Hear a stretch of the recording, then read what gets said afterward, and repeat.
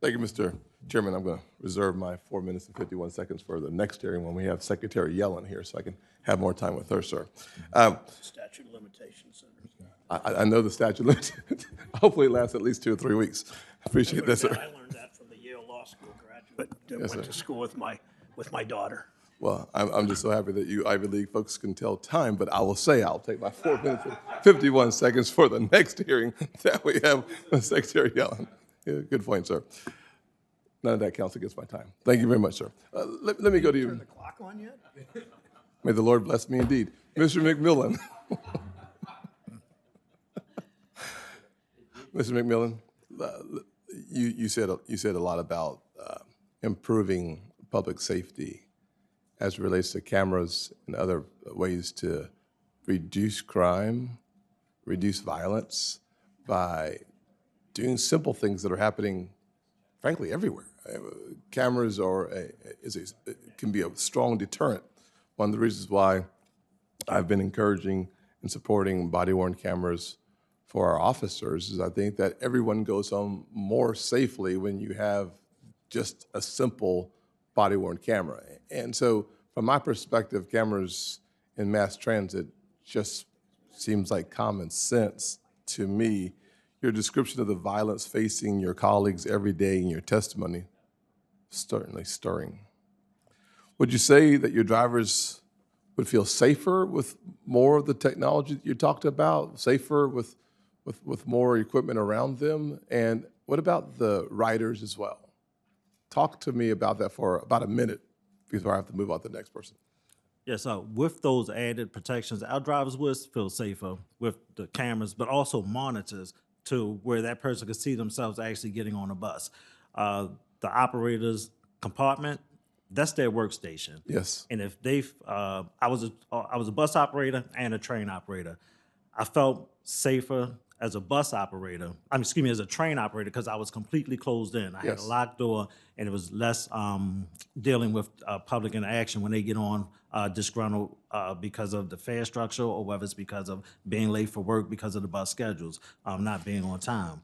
So yes, they would definitely feel safe. And also patrons, if they can actually know that, hey, the bus driver's not just paying attention to the road, but I see a camera that sees everyone else on this bus too, and can see what's going on, they'll feel like they're being more protected as well. Thank you, sir. Mr. Keel, thank you once again for being here with us this morning, and thank you for your work that you do for Greenville and for the entire state of South Carolina, which is why I think it's important to understand how your agency has navigated the challenges facing transit agencies. It is my understanding that while many transit agencies were rolling back services during the pandemic, your agency was doing the opposite and expanding services. Is that right? That's correct.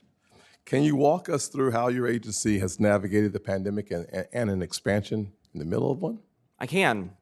So I will say throughout the pandemic, I don't think South Carolina ever shut down, but we did slow down. Yes. And we certainly saw that. But the majority of our riders are essential workers, meaning that they didn't have the ability to work from home.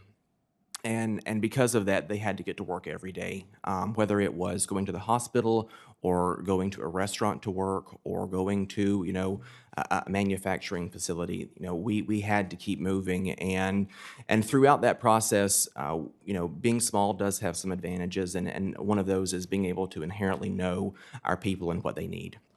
And our planning process really began back in 2017 and 2018, had been prepared to scale up. And as a result of the pandemic and ridership not decreasing the way the national average was, it was a risk of, let's move forward and add more service and make sure people can access that shift work and can ultimately stay on the bus. And throughout that process, we adapted as quickly as we could. All of the COVID protocols that practically every other agency went through, we took advantage of to keep our people healthy, to keep our riders healthy, and ultimately, in the end, it has certainly paid off, and our ridership has grown because of it.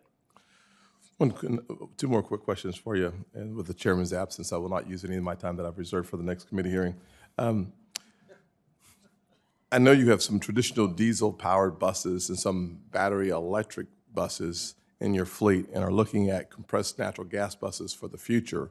As you are acquiring new vehicles, what goes into your decision-making process when deciding what kind of bus you need? Upfront capital cost maintenance costs over the life of your bus? What else?